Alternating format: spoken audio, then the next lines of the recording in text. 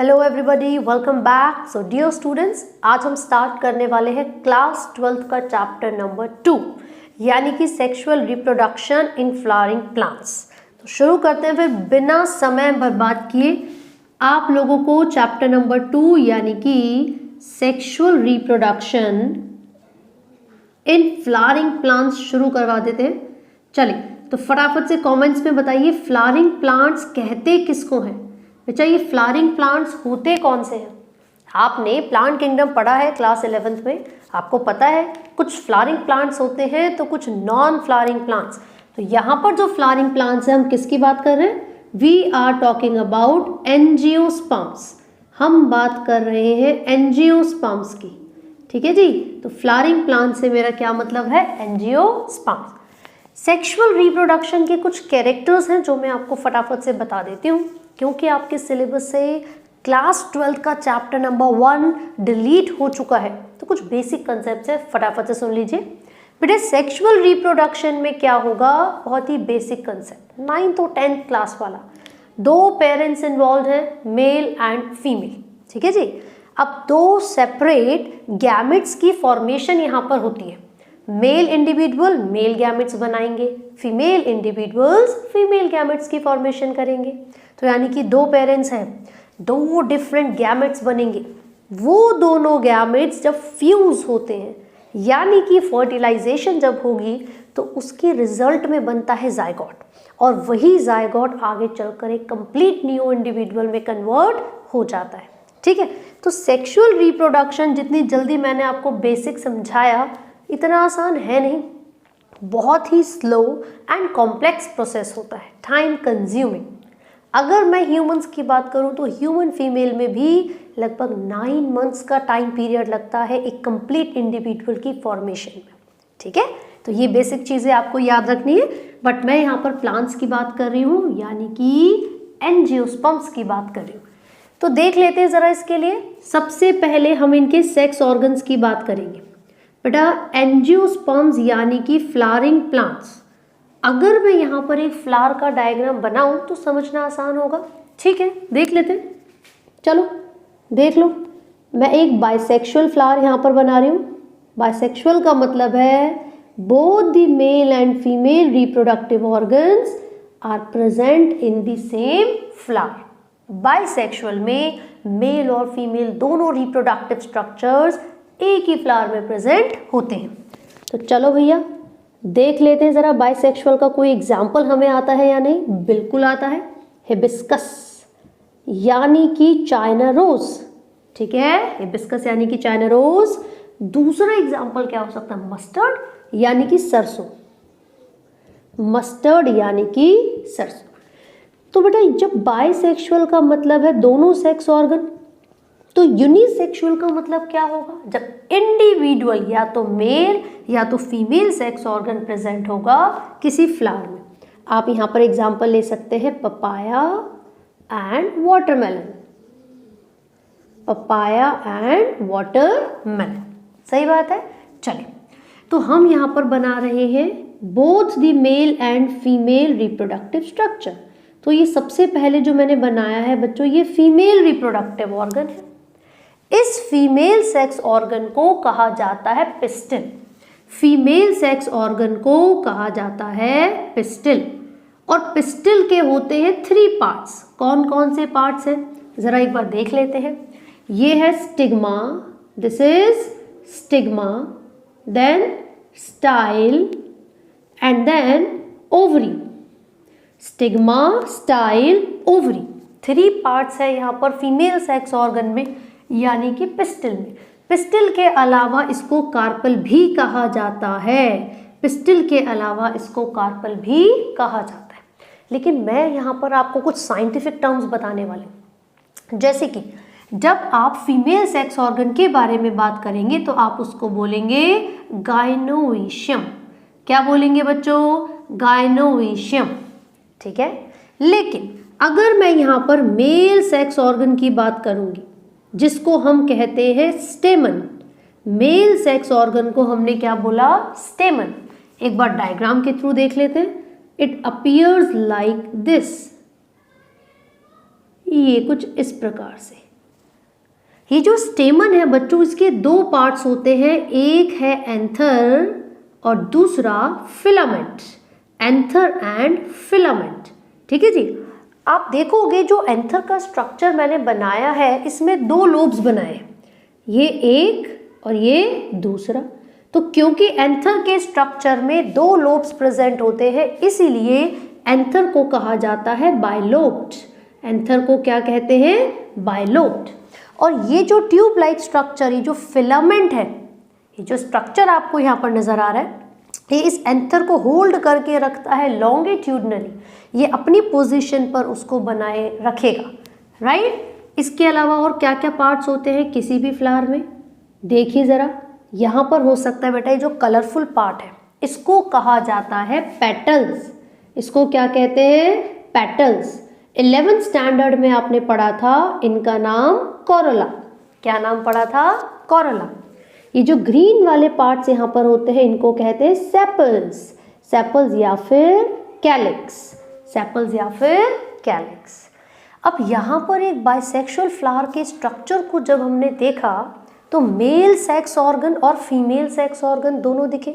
Male sex organ स्टेमन, कितने parts? Anther and filament.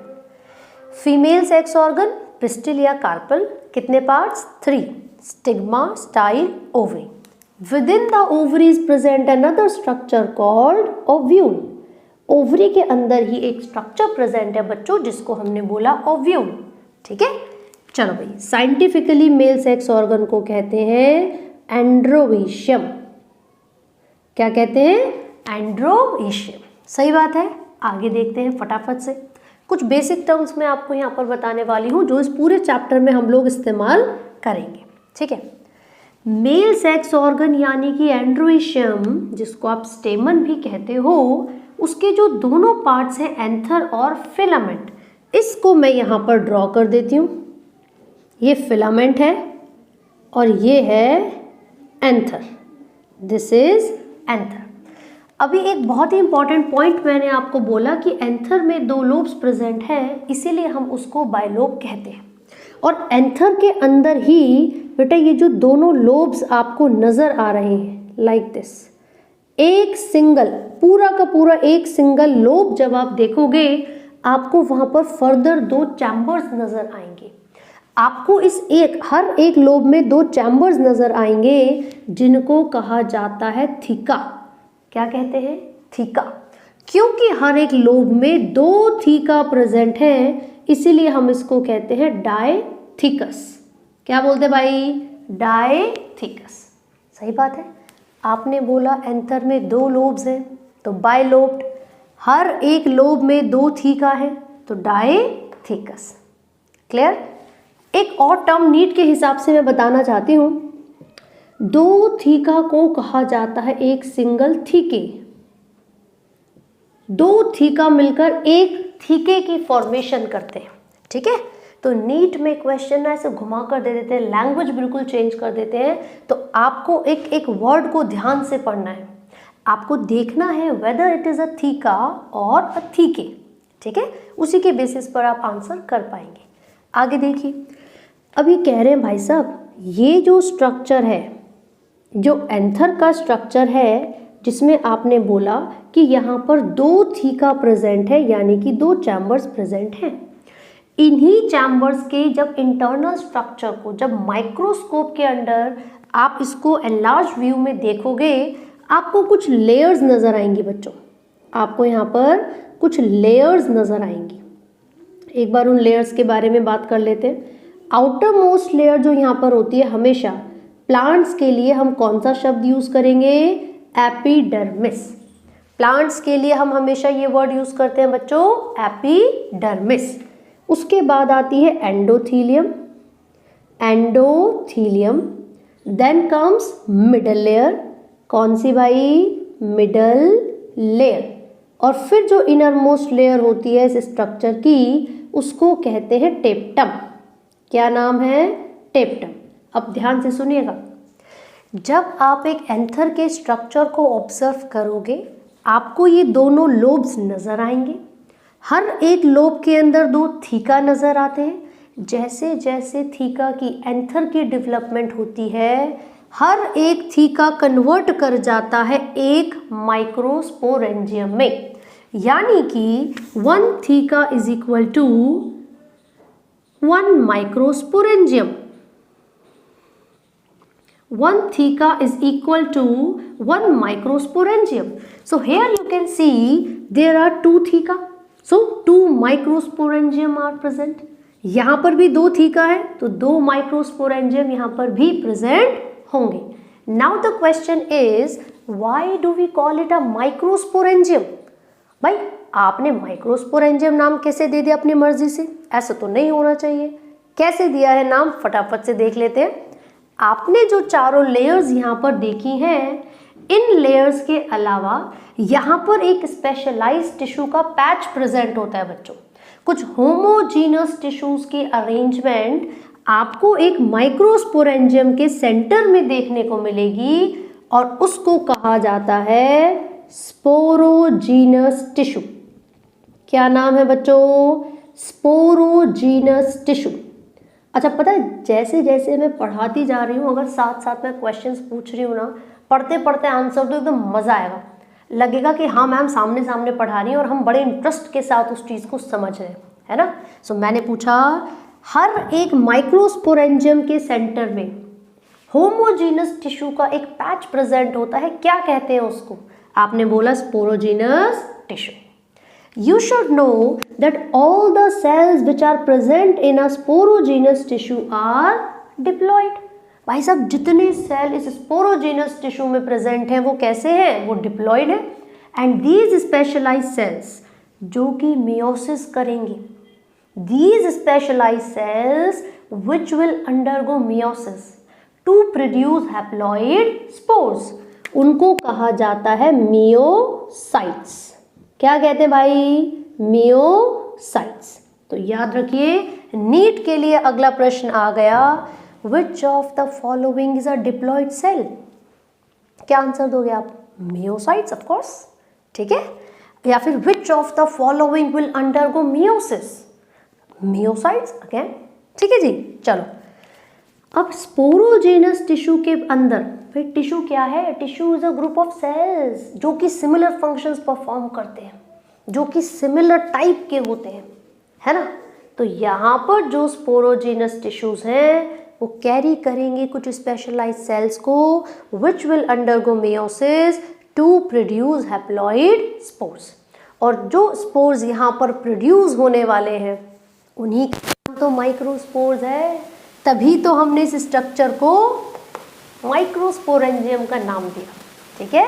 तो याद रखिए, this entire structure is microsporangium. 1 2 3 4. ठीक है. तो 4 माइक्रोस्पोरेंजियम यहाँ पर प्रेजेंट है. राइट. सिंगुलर को माइक्रोस्पोरेंजिया भी कह देते हैं. ठीक है जी. तो अब यहाँ पर हर एक माइक्रोस्पोरेंजियम में स्पोरोजीनस टिश्यूज हैं. इन टिश्यूज के अंदर बहुत सारे स्पेशलाइज्ड सेल्स हैं. आपने बोला कॉमनली मियोसाइट्स. उसी के साथ साथ आप उन सेल्स को कह सकते हो माइक्रोस्पोर मदर सेल्स. क्या कह सकते हो भाई? Microspore mother sales. ठीक है. And these microspore mother sales will undergo meiosis. क्या करने वाले हैं ये?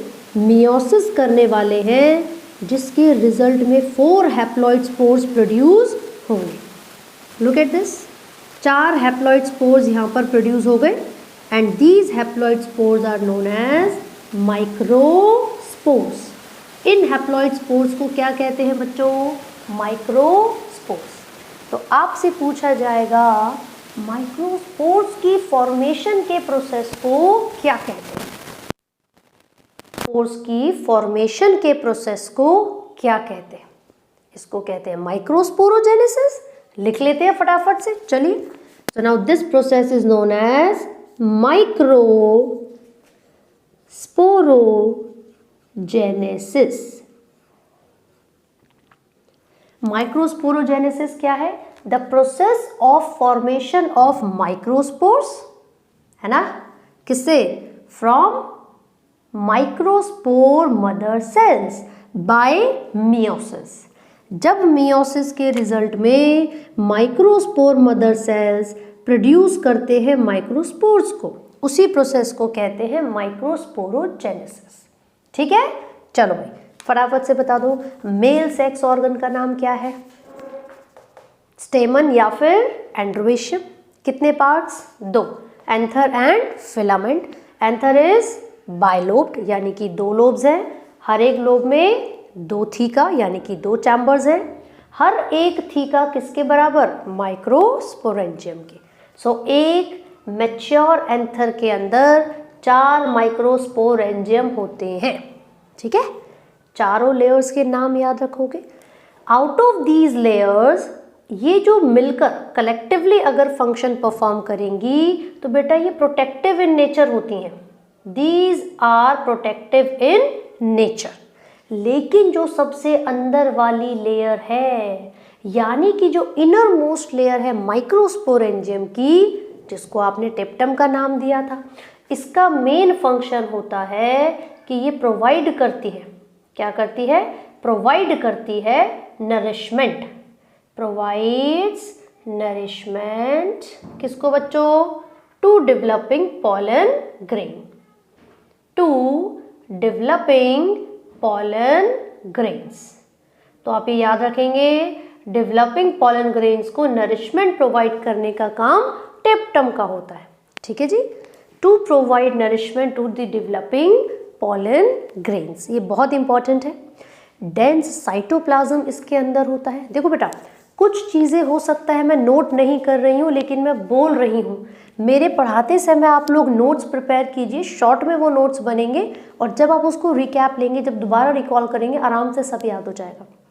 ठीक है, तो मैंने बोला जो टेप्टम है मल्टी न्यूक्लिएटेड होते हैं, मोर देन 1 न्यूक्लियस यहाँ पर प्रेजेंट होगा और डेंस साइटोप्लाज्म होने के कारण इसका फंक्शन होता है डेवलपिंग पॉलन ग्रेन्स को नरिशमेंट प्रोवाइड करना। ठीक है, लेकिन मैडम पॉलन ग्रेन्स कहाँ से आए? अभी तक तो पॉलन ग्रेन्स की बात ही नहीं हुई। देखो ज़रा कहाँ से आए। ये जो माइक्रोस्पोर्स यहाँ पर बने हैं, how many microspores are produced? 4। इनको हमने माइक्रोस्पोर टेट्राड बोला। जब एंथर के अंदर माइक्रोस्पोर टेट्राड की फॉर्मेशन होती है तो धीरे धीरे एंथर क्या होगा? डिहाइड्रेट होगा। एंथर की फर्दर मैच्योरेशन होगी और ये जो माइक्रोस्पोर टेट्राड थे बेटा, ये एक दूसरे से अलग हो जाएंगे एंड डेवलप कर जाएंगे पॉलन ग्रेन्स में। किस में डेवलप करेंगे? पॉलन ग्रेन्स में। तो याद रखिए, हर एक माइक्रोस्पोर किस में बदल रहा है? हर एक माइक्रोस्पोर पॉलन ग्रेन में बदल रहा है। ठीक है बच्चों, तो याद रखिएगा कि हर एक माइक्रोस्पोर पॉलन ग्रेन के इक्वल है।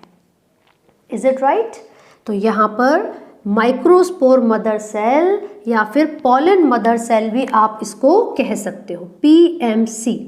पीएमसी का मतलब पॉलन मदर सेल। क्लियर हो गई बात? चलिए, ये जो फिलामेंट है ये अटैच्ड होती है किससे? किसकी मदद से या किस चीज़ से अटैच्ड होती है? तो एक क्वेश्चन यहाँ पर बन जाता है, तो आपको बोलना है the proximal end of filament. The proximal end of filament is attached to. The proximal end of filament is attached to, यहाँ पर आंसर होता है थैलेमस और पैटर्न। या तो वो थैलेमस से जुड़ा होगा या फिर पैटर्न से। तो ये आपको याद रखना है बच्चों कि मेल यानी कि फ्लावरिंग प्लांट्स में, एंजियोस्पर्म्स में मेल सेक्स ऑर्गन, उसकी डिटेल्स, उसकी पार्ट्स, उसकी जो वॉल्स हैं और उनके फंक्शंस क्या होंगे, कौन से सेल्स की फॉर्मेशन यहाँ पर हो रही है और उस सेल की फॉर्मेशन जैसे कि माइक्रोस्पोर्स यहाँ पर बने उसके बाद वो किस में रिड्यूस्ड हो रहे हैं। ठीक है, तो आपको देखना है कि जो एंथर है ये लॉन्गिट्यूडनली पूरा ऐसे करके प्रेजेंट होगा, सारे के सारे पॉलन ग्रेन्स उसी के अंदर प्रेजेंट होते हैं। शुरुआत में जो एंथर है जिसमें 2 लोब्स प्रेजेंट है, बायलोब्ड, हर एक लोब में 2 थीका है। वो थीका पहले माइक्रोस्पोरेंजियम के नाम से जाने गए क्योंकि उसमें माइक्रोस्पोर्स की फॉर्मेशन हुई। बट जैसे ही वो माइक्रोस्पोर्स पॉलन ग्रेन में बदलते हैं तो बेटा हर एक माइक्रोस्पोरेंजियम को पॉलन सैक कहा जाता है। हर एक माइक्रोस्पोरेंजियम को पॉलन सैक कहा जाता है। ठीक है। होमोजीनियस पैच में जो टिश्यूज प्रेजेंट है उनका नाम क्या था? Sporogenous tissue. कौन से डिवीजन करके स्पोर्स बनाए? मियोसिस। मैं यहां पर लिख देती हूं, कौन से डिवीजन थी बच्चों ये? मियोसिस। ठीक है। एक बार यहां तक देखिए, जो डाउट्स आपको लग रहे हैं मुझसे पूछो, कम ऑन। किसी भी चीज में यहां तक अगर कोई डाउट आपको लग रहा है तो आप पूछ सकते हैं। हरे आप, ठीक है। मैं साइड हो जाती हूँ, स्क्रीनशॉट ले लो, फिर बोलोगे मैम आपने टाइम नहीं दिया। चलिए, डन, ओके। हम मेल रिप्रोडक्टिव स्ट्रक्चर ही सबसे पहले पढ़ रहे हैं, एंजियोस्पर्म्स का। ठीक है, चलो फिर आगे बढ़ते हैं इसी बात पे। मैं इसको रब कर रही हूँ, ठीक है जी। अब क्या होगा बेटा, अब यहाँ पर जो आपने देखा कि पॉलन ग्रेन्स की फॉर्मेशन हो चुकी है, ये जो पॉलन ग्रेन्स यहाँ पर बने हैं इनको कहा जाता है मेल गैमेटोफाइट। इनको क्या कहते हैं बच्चों? Male gametophyte. ऐसा क्यों कहते हैं? क्योंकि यही तो कैरी करते हैं मेल गैमेट्स को, बिकॉज इन्हीं का काम होता है मेल गैमेट्स को कैरी करना। ठीक है, चलो भाई पढ़ते हैं फिर पॉलन ग्रेन्स के बारे में। तो मेल गैमेटोफाइट किसको बोलते हैं हम? मेल गैमेटोफाइट, ये हम बोलते हैं पॉलन ग्रेन्स को। किसको बच्चों? पॉलन ग्रेन्स को। बिकॉज हर एक पॉलन ग्रेन कैरी करता है 2 मेल गैमेट्स को। ठीक है, चलिए now let's observe the structure of a pollen grain. कैसा स्ट्रक्चर है? Look at this. मैंने यहां पर पॉलन ग्रेन का स्ट्रक्चर बनाया और इसके अंदर 2 वॉल्स, 2 लेयर की फॉर्मेशन की है। This is the outer layer जिसको हम एक्साइन कहते हैं, exine, and the inner layer is called intine. बेटा जो पॉलन ग्रेन्स होते हैं these are generally spherical in nature. जो ये शेप है इनकी वो ज़्यादातर स्फेरिकल ही होती है, पहली बात। ठीक है। दूसरा, न्यूमरस होते हैं, लार्ज नंबर में प्रोड्यूस होते हैं। आप जब फ्लावरिंग प्लांट्स को देखोगे, स्पेसिफिकली जो विंड से यानी कि हवा के थ्रू पॉलिनेशन करने वाले प्लांट्स हैं, उनमें आप देखोगे large number of pollen grains produce हो रहे है ना। वो हवा के बहाव के साथ, एयर करंट के साथ इजीली फ्लो कर सकें और पॉलिनेशन करवा सकें, इसी रीज़न की वजह से न्यूमरस पॉलन्स आर प्रोड्यूस्ड। ठीक है। दूसरी चीज़, इनका जो साइज होता है बेटा वो वेरी कर सकता है, लेकिन आपकी एनसीईआरटी में स्पेसिफिकली गिवन है कि वो 25 म्यूमीटर तक हो सकते हैं, उससे 50 तक। ठीक है, 50 म्यूमीटर तक हो सकते हैं। और यहाँ पर जो लेयर्स की बात हो रही है वो कितनी है? वो 2 लेयर्स हैं, exine, intine. Exine outer most layer है और इंटाइन इनर लेयर है। This outer layer is made up of, किससे बनी हुई है बच्चों? क्या नाम है उस मॉलिक्यूल का? स्पोरोपोलेनिन। क्या नाम है भाई? स्पोरोपोलेनिन। और ये जो स्पोरोपोलेनिन है this is the most resistant organic material. इसके बारे में कुछ पॉइंट्स हैं। सबसे पहला पॉइंट मैंने यहाँ पर लिखा, मोस्ट रेजिस्टेंट ऑर्गेनिक मटेरियल। ठीक है भाई, अभी तक कोई भी एंजाइम स्पोरोपोलेनिन को डिग्रेड करने के लिए आया नहीं है। मोस्ट रेजिस्टेंट ऑर्गेनिक मटेरियल है, कोई एंजाइम इसको डिग्रेड नहीं कर सकता बच्चों। दूसरा पॉइंट, इट कैन विदस्टैंड, ये झेल सकता है या फिर ये सामना कर सकता है high temperature, acid and alkaline medium.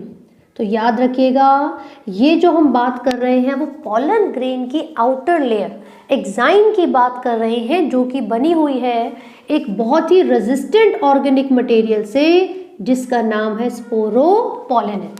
उसके बारे में 2 प्रॉपर्टीज अभी अभी हमने यहाँ पर पढ़ी है, ठीक है जी। लेकिन एक और बात मैं आपको बता दूं, ये नॉन या फिर ये डिसकॉन्टिन्यूस लेयर है। ये कैसी लेयर है बच्चों? Discontinuous layer, discontinuous layer. ऐसा क्यों बोल रहे हैं हम? ऐसा इसलिए बोल रहे हैं क्योंकि यहाँ पर एक ऐसा रीजन है, एक ऐसी जगह है बेटा जिसको कहते हैं जर्म पोर, और जहाँ पर जर्म पोर होता है वहाँ पर कोई भी स्पोरोपोलिन प्रेजेंट नहीं होती। हमने यहाँ पर लिखा as sporopollenin is absent at germ pore। अब ये जर्म पोर क्या है भैया? ये एक ऐसा पोर है, एक ऐसी ओपनिंग है एग्जाइन में जहां से पॉलन ट्यूब एक्सटेंड करती है, जर्मिनेट करती है। तो यहां पर लिख लेते हैं, एक ऐसी ओपनिंग है, opening from where pollen tube germinates, from where pollen tube germinates, जहां से pollen tube germinate करती है उसी ओपनिंग को कहा जाता है जर्म पोर, ठीक है बच्चों। और जर्म पोर पर एब्सेंट होती है स्पोरोपोलिन, इसी कारण से जो आउटर लेयर है वो डिसकॉन्टिन्यूस होती है। जबकि जो इनर लेयर है बेटा, जो इनर लेयर है यानी कि जो इंटाइन है वो बनी हुई है सेल्यूलोज एंड पैक्टिन से, सेल्यूलोज एंड पैक्टिन से, ठीक है। और ये कैसी लेयर होती है? थिन यानी कि पतली लेयर होती है और कॉन्टिन्यूस लेयर होती है, थिन एंड कॉन्टिन्यूस लेयर होती है। यहाँ तक कोई डाउट? यहाँ तक किसी को कोई दिक्कत? सब समझ आया? मैं एक एनसीईआरटी ढूंढने की कोशिश कर रही थी, मैं डायग्राम आपको एनसीईआरटी के थ्रू भी दिखा सकती हूँ, ठीक है। पर जो चीज़ें होती है ना बेटा वो आपको याद रखनी है। स्ट्रक्चर बनाने के लिए 2 मार्क्स में डेफिनेटली आ जाता है, लेकिन वो पॉलन ग्रेन ना लिख के पता है क्या बोलेंगे? मेल गैमेटोफाइट का स्ट्रक्चर बना के दिखाओ जरा। क्या बोलेंगे? Draw a well labelled diagram of male gametophyte. तो बच्चों को ना कंफ्यूजन हो जाती, भाई ये मेल गैमेटोफाइट कब पढ़ा हमने? डायरेक्टली लिख दो, पॉलन ग्रेन से भागते हुए डायग्राम बनाएंगे कि उससे सुंदर डायग्राम कहीं नहीं देखा होगा। लेकिन बच्चों को कंफ्यूज करने के लिए क्वेश्चन की लैंग्वेज चेंज कर दी जाती है। दिखाती हूँ ज़रा, एनसीईआरटी मिल गई है मुझे। वैसे मैं साइड में भी पिक्चर्स आपको दिखा सकती हूँ, कोई बात नहीं, एनसीईआरटी में दिखा देते हैं। ये है जी आपका, बहुत बढ़िया, पेज नंबर 23 है ना, आपको आई थिंक दिख रहा होगा।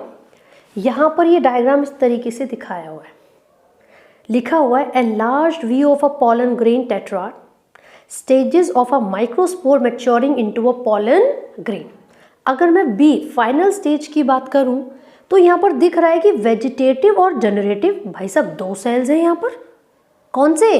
Vegetative and generative. कौन कौन से 2 सेल्स प्रेजेंट हैं बच्चों पॉलन ग्रेन के अंदर? फटाफट से बता दो। इतने ज़रा मैं इंक डाल लेती हूँ मार्कर में, चलो जल्दी से बताओ यार, अभी तो तुमने बताया। हाँ भाई, आपने बोला वेजिटेटिव एंड जनरेटिव, ये 2 सेल्स प्रेजेंट होते हैं यहाँ पर, ठीक है जी, बहुत अच्छे। आगे आप देखोगे कि जो साइटोप्लाज्म होता है ना, प्लाज्मा मेम्ब्रेन से सराउंडेड है। जो साइटोप्लाज्म है पॉलन ग्रेन का, it is surrounded by plasma membrane, ठीक है। और जो पॉलन ग्रेन्स में 2 सेल्स आपको नजर आ रहे हैं, जो वेजिटेटिव सेल होता है बेटा वो बड़ा है, जिसमें बहुत ज़्यादा फूड रिजर्व होता है और इरेगुलरली शेप्ड न्यूक्लियस भी प्रेजेंट होगा।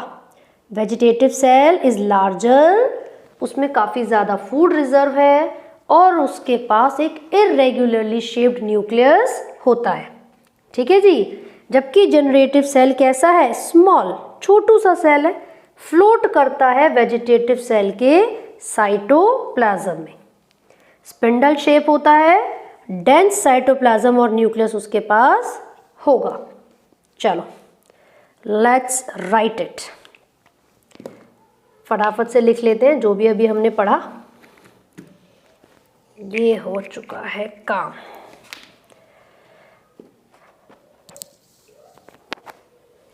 चलो भाई तो हम किस किस सेल की यहाँ पर बात कर रहे हैं बच्चों?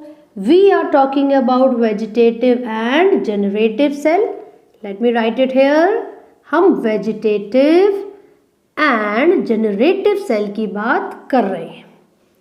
जनरेटिव सेल, वेरी वेल, ठीक है भाई। अब देखो इन्होंने क्या बोला कि जो पॉलन ग्रेन है उसकी मैच्योर स्टेज में 2 सेल्स प्रेजेंट होते हैं। यहाँ पर हम लिख रहे हैं pollen has 2 male gametes। अब देखो गैमीट्स अलग है और ये 2 सेल वाली स्टेज अलग है। यहाँ पर जो 2 सेल्स हैं वो एक वेजिटेटिव सेल है और दूसरा जनरेटिव सेल। बेटा जो वेजिटेटिव सेल है it is a type of somatic cell, वो रिप्रोडक्शन में पार्टिसिपेट नहीं करेगा, है ना। लेकिन ये जो जनरेटिव सेल है ये माइटोसिस करके, कौन सी डिवीजन? माइटोसिस यानी कि इक्वेशनल डिवीजन करके 2 मेल गैमेट्स की फॉर्मेशन करेगी। और यहाँ पर कई जगह पर नीट में क्वेश्चन को घुमाने के लिए मेल गैमेट्स की जगह स्पर्म्स लिख देते हैं, तो क्या हो गया? हम तो इंटेलिजेंट हैं, हमें तो पता है। सही बात है, स्पर्म्स ही होते हैं, ठीक है ना। आगे सुनिए, वेजिटेटिव सेल जो होता है बेटा ये एक लार्ज सेल है कंपैरेटिवली। क्या है वेजिटेटिव के बारे में? कहाँ लिखूं? यहाँ पर लिख देते हैं। चलो हम किसकी बात कर रहे हैं? Vegetative cell.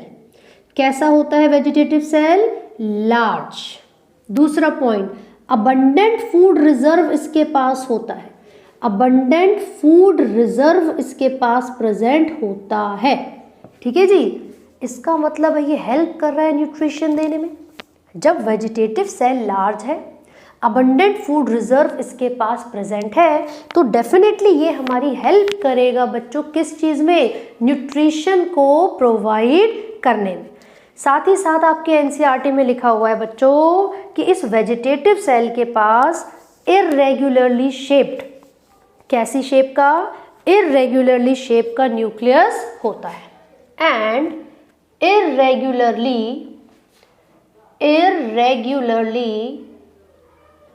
shaped न्यूक्लियस इसके पास प्रेजेंट होता है, राइट। तो ये 3 फीचर्स मैंने वेजिटेटिव सेल के बारे में लिखे हैं, तो आप ये याद रखेंगे।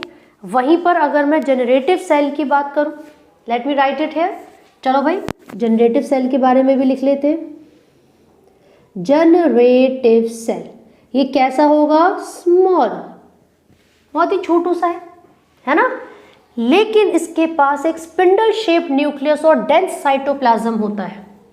It has a spindle shaped nucleus, spindle shaped nucleus and dense cytoplasm, बहुत ही घना साइटोप्लाज्म इसके पास होता है। और यही वो सेल है जो इक्वेशनल डिवीजन यानी कि माइटोसिस करके 2 मेल गैमेट्स की फॉर्मेशन करता है, ठीक है। सो जनरली पॉलन ग्रेन्स के अंदर 2 सेल्ड स्टेज होती है बच्चों।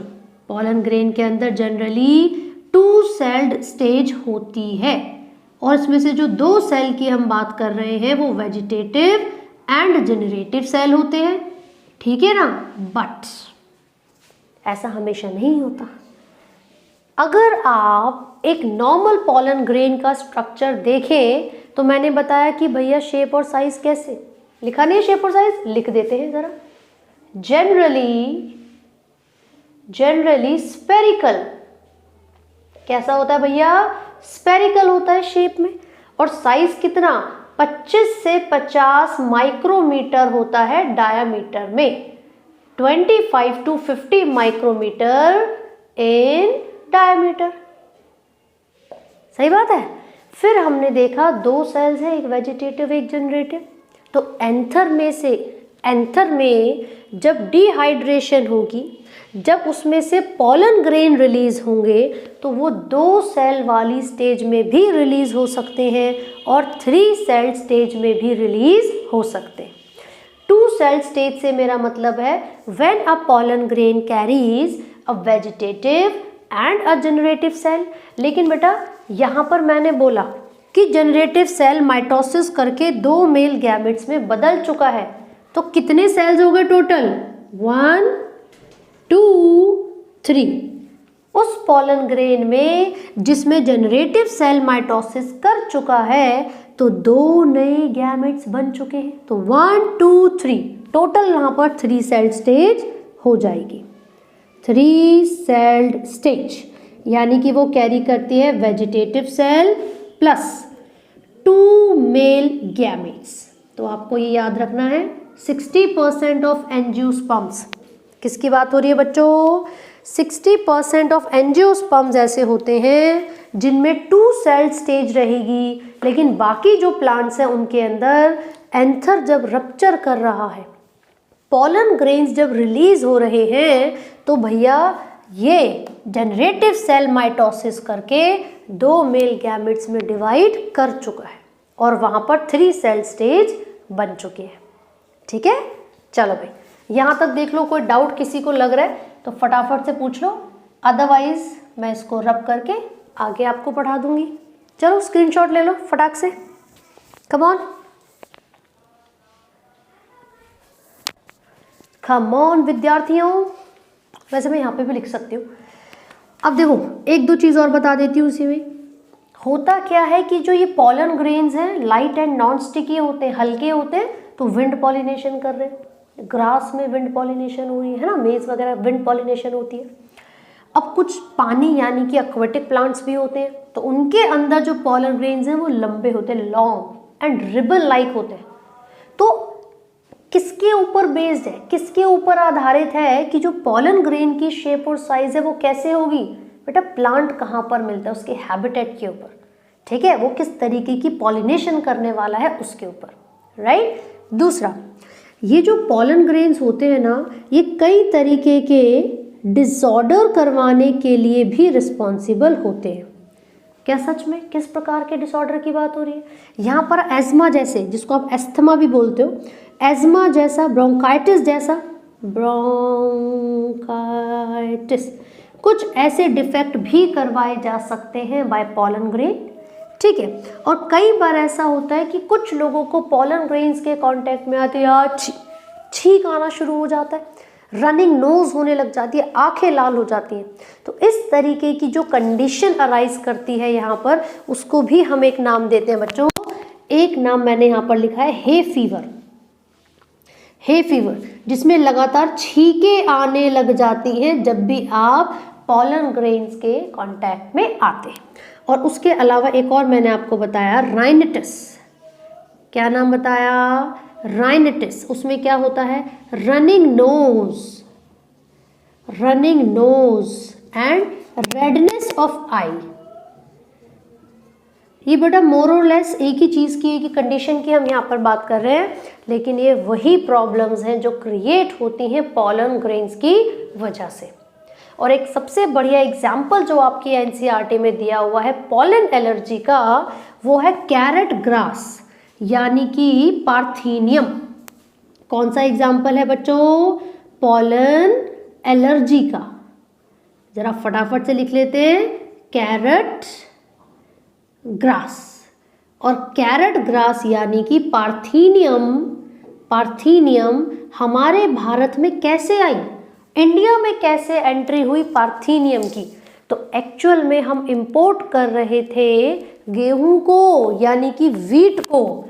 तो उसी वीट के साथ, उसी गेहूं के साथ as a contamination carrot grass यानी कि पार्थेनियम की एंट्री हुई, और ये क्या करवाने के लिए रिस्पॉन्सिबल है? Pollen allergy. चलो तुम्हारे लिख ही दिया है यहाँ पे, पॉलन एलर्जी। ठीक है, यहाँ पर लिखा है ना, पॉलन एलर्जी करवाने के लिए रिस्पॉन्सिबल है। चलो भाई अब ले लो स्क्रीनशॉट, बिकॉज मैं इसको रब करके आपको पॉलन ग्रेन की न्यूट्रिशनल वैल्यू के बारे में बताने वाली हूँ। ठीक है, हो गया भाई? हो गया होगा यार, इतने में तो हो ही जाता है। चलिए आगे देखते हैं।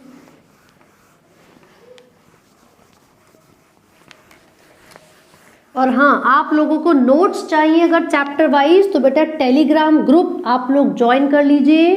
क्लास 11th एंड 12th दोनों के लिए चैप्टर वाइज मैंने नोट्स वहाँ पर ऑलरेडी अपलोड किए हुए हैं, तो आपको किसी प्रकार की कोई दिक्कत नहीं आएगी। अपने फ्रेंड्स के साथ भी शेयर कर सकते हैं, ठीक है ना। तो जो टेलीग्राम का लिंक है वो नीचे आपको मिल जाएगा डिस्क्रिप्शन बॉक्स में, तो वहाँ से आप फटाफट से जाकर ज्वाइन कर लीजिएगा और सारे जो चैप्टर के नोट्स हैं वो वहाँ से आप ले सकते हैं, ठीक है। देखो भाई आगे ये कह रहे हैं कि जो पॉलन ग्रेन्स होते हैं ना भैया बहुत ही ज़्यादा रिच होते हैं न्यूट्रिएंट्स में। These are rich in nutrients, यही कारण है कि इनको इस्तेमाल किया जाता है एज फूड सप्लीमेंट्स। कैसे इस्तेमाल किया जाता है बच्चों? फूड सप्लीमेंट्स के तौर पर। और बहुत सारे रेस हॉर्सेस हैं, एथलीट्स हैं, जिनकी परफॉर्मेंस को इम्प्रूव करने में भी ये पॉलन ग्रेन्स हेल्प करते हैं। So these are available in the form of tablets, in the form of syrups in the market, है ना। तो हमने क्या पढ़ा? हमने पढ़ा कि pollen grains are rich in nutrients. इनको टैबलेट्स की फॉर्म में और सिरप की फॉर्म में आजकल मार्केट में बेचा जा रहा है, और ये एथलीट्स एंड रेस हॉर्सेस की जो परफॉर्मेंस है उसको भी एनहेंस करने में हेल्प करते हैं। तो एक और पॉइंट ऐड कर लेते हैं, enhance the performance of race horses and athletes, ठीक है जी। तो रेस हॉर्सेस एंड एथलीट्स की परफॉर्मेंस को एनहेंस करने में भी ये हेल्प करते हैं। आगे देखो क्या बताया, एक शब्द के बारे में बात हो रही है बेटा, वायबिलिटी। कह रहे हैं कि जो वायबिलिटी होती है पॉलन ग्रेन्स की वो वेरी कर सकती है। वायबिलिटी का मतलब होता है द एबिलिटी टू जर्मिनेट, यानी कि पॉलन ग्रेन्स की जर्मिनेट करने की जो क्षमता है वो वेरी कर सकती है। और ये डिपेंड करती है बच्चों, ये डिपेंड करती है ऑन टेम्परेचर एंड ह्यूमिडिटी। ये बहुत इंपॉर्टेंट क्वेश्चन है नीट के हिसाब से भी और आपके सीबीएसई बोर्ड्स के हिसाब से भी, ठीक है। टेम्परेचर एंड ह्यूमिडिटी पर डिपेंड करती है क्या? वायबिलिटी। और वायबिलिटी का मतलब द एबिलिटी टू जर्मिनेट, ठीक है। सभी प्लांट्स के अंदर जो वायबिलिटी है वो वेरी कर सकती है, ये चेंज कर सकती है, डिफर कर सकती है। मैं यहाँ पर एग्जाम्पल आपको दे रही हूँ व्हीट और राइस का। उसके अंदर क्या होता है, लगभग 30 मिनट यानी कि 30 मिनट्स के अंदर अंदर अगर पॉलन ग्रेन्स अपने रिस्पेक्टिव फीमेल जो भी उनका काउंटर पार्ट है वहाँ तक पहुँच गए तो पॉलिनेशन हो जाएगी, वरना नहीं हो पाएगी। यहाँ पर दूसरे एक्सेप्शन भी दे रही है, मंथ्स तक वायबल रहते हैं, महीनों तक वायबल रहते हैं पॉलन ग्रेन्स कुछ प्लांट की फैमिलीज में, जैसे कि फेबेसी, ठीक है, फेबेसी या फिर लेग्यूमिनेसी जिसको आप कहते हो, लेग्यूमिनेसी, ठीक है, रोजेसी एंड सोलेनेसी, ठीक है। तो ये कुछ ऐसी फैमिलीज हैं प्लांट्स की जिनके अंदर जो पॉलन ग्रेन्स हैं वो महीनों महीनों तक वायबल रहते हैं, जबकि व्हीट और राइस जैसे प्लांट्स में मात्र 30 मिनट तक ही उनकी वायबिलिटी रहेगी, उसके बाद वो फर्टिलाइज करने की क्षमता को लॉस कर देते हैं। लेकिन मान लीजिए मुझे प्रिजर्व करना है किसी प्लांट को, या मैं चाहती हूँ कि जो डिज़ायरेबल पॉलन ग्रेन्स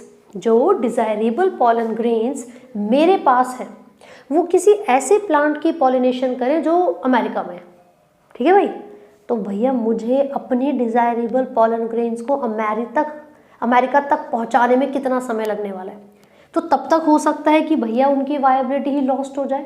तो हमने क्या किया, पॉलन ग्रेन्स को प्रिजर्व करने का कार्यक्रम शुरू किया। प्रिजर्वेशन ऑफ पॉलन ग्रेन्स या गैमेट्स जब हम करते हैं उसको कहते हैं क्रायो प्रिजर्वेशन, उसको कहते हैं बच्चों क्रायो प्रिजर्वेशन ऑफ गैमेट्स, ठीक है। इसमें हम करेंगे क्या, इसमें हम -196 डिग्री सेल्सियस के टेम्परेचर पर लिक्विड नाइट्रोजन में पॉलन ग्रेन्स को रखेंगे।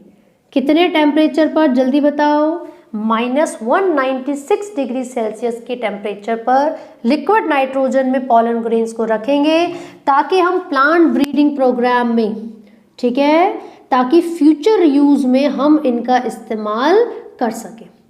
तो हम अपने डिज़ायरेबल प्लांट्स को ऑब्टेन करने के लिए अगर पॉलन ग्रेन्स को प्रिजर्व करना चाहते हैं तो हमें इस कंडीशन में उनको फ्रीज करके रखना पड़ेगा, राइट।